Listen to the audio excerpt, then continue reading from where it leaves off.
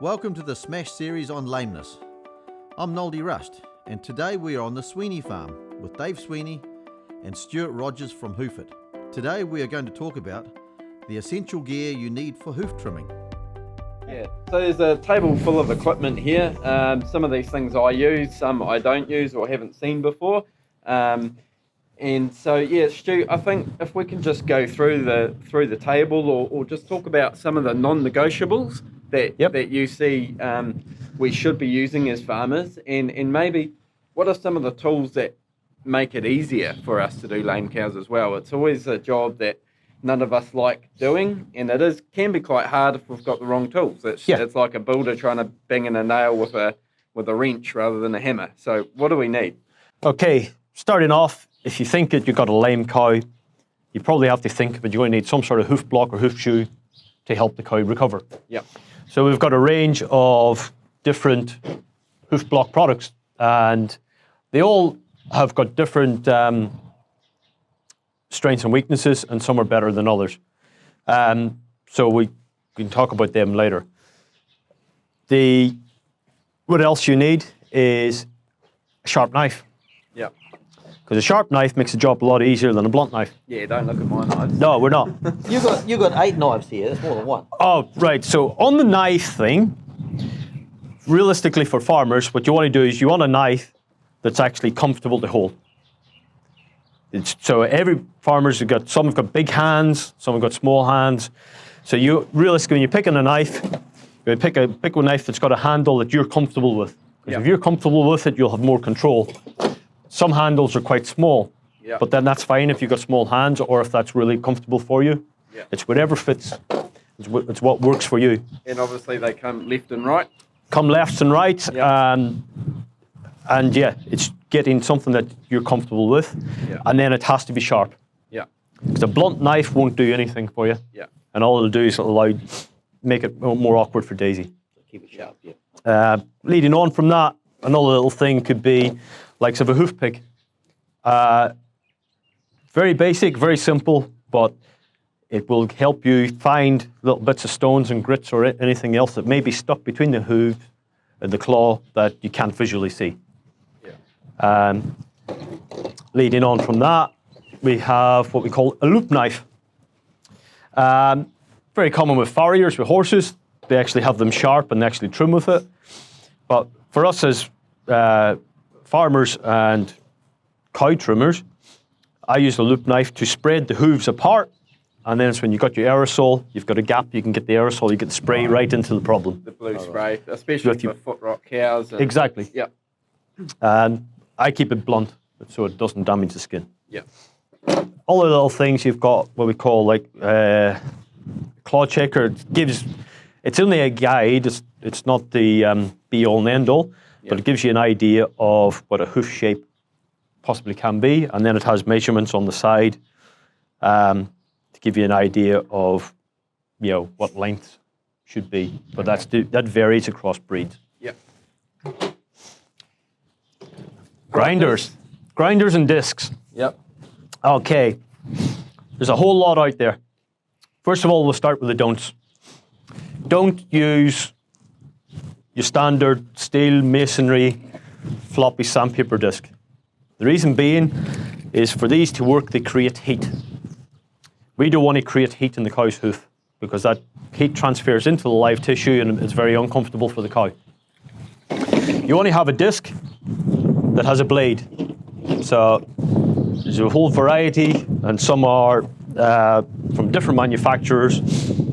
And the great thing about a bladed disc is as it rotates at 10,000 RPM, it actually it takes the hoof off as a shaving. It's not abrasive, so it actually cuts, and it's actually the disc spinning creates air movement, which is cooling. So it's more comfortable for the cow. She doesn't get a burn that she would accidentally get with these other stuff. So always go for a disc with a blade. So I guess, I know a lot of people don't use a grinder. Why is a grinder useful compared to just using just a knife? The grinder, essentially, each blade is the equivalent of your knife. So you've got 7 knives with an engine. You still apply the same hoof trimming technique, Yeah. You're still doing the same principles of your hoof care. The grinder's just going to take a lot of stress and energy out of it and help you do the job a lot quicker. And that's the biggest thing I found. I mean, this is my grinder here, and I found once I started using one, I actually used to do more damage with a knife than I now do with a grinder. Yeah. So there is a bit of an art to it, but it has taken a lot of the time and effort away from actually doing cow's feet. And like a lot of things, you have to practice.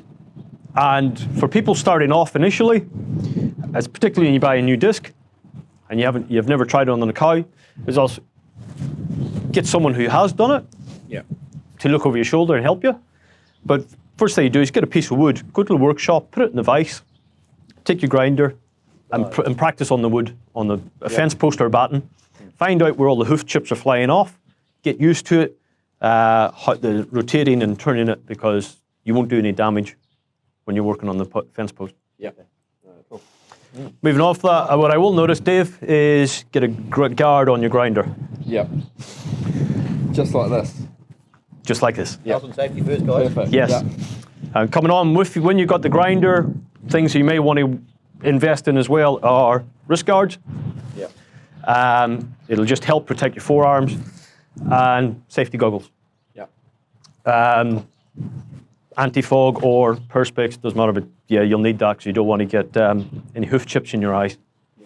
What about these tools up the front here? Right, so here we've got two different types of hoof nippers. Cuts the ends off the hoof. Yep. Here you've got a hoof tester, and really it's for, you know, the cow's lame, but you can't see anything visual. The clues are there, but they're really hard to see. Yep. So a bit of a hoof tester. There's a bit of an art to using them, but it may help you locate the problem easier. Yeah. But once you start getting used to using a grinder, then you won't use the nippers. Yeah. Because the grinder will just do all that work for you. Okay. And then, as I said earlier, sharp knife. Yep. And yeah. Cool. And I guess lastly, the blocks and glue. Blocks and glues.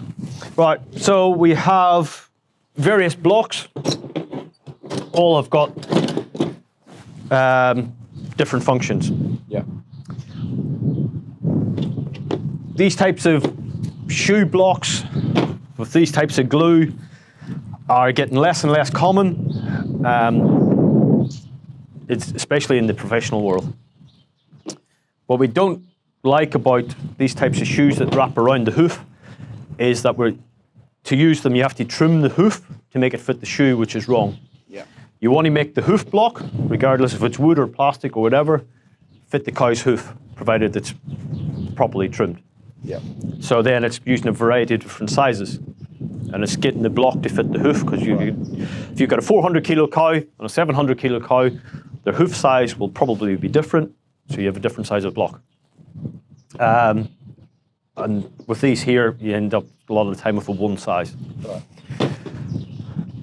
These are, as I said earlier, too difficult to fit correctly, and there's some blocks that have been taken off that were fitted wrong.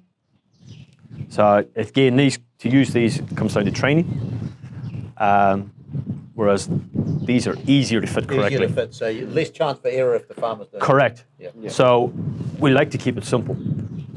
Yeah. Wooden block, and then it comes on to another case: wooden block versus plastic block.